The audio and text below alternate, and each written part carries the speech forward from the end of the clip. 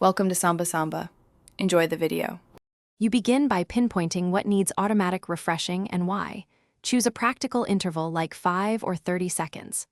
Once chosen, enable permissions, allow background activity or extension access so the page stays active. Next, select the method. Use a native app or browser setting when available, add a trusted extension for greater control, or insert a minimal script for a single page. Make sure to set rate limits and avoid overly aggressive intervals to prevent throttling or excess bandwidth.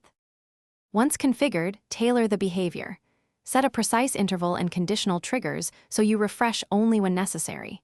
For scripts, implement visibility checks and debounce logic to prevent repeated calls while the user interacts. If using extensions, adjust their advanced settings, exclude forms and protected pages. Then run a controlled test. Open DevTools, watch the Network tab, and verify requests and responses. Make small adjustments to interval and conditions until refreshes are reliable and efficient. To finish, lock in your settings and document the interval and why it exists so others won't override it. Make sure monitoring is active. Add alerts for failures and review usage to respect API rate limits. If things go wrong, first pause auto refresh and reproduce the issue. Then clear cache, check console errors, and temporarily disable extensions to isolate conflicts. If a server rejects requests, increase intervals or add exponential backoff. Finally, run one full acceptance test to confirm stability and restore normal operation.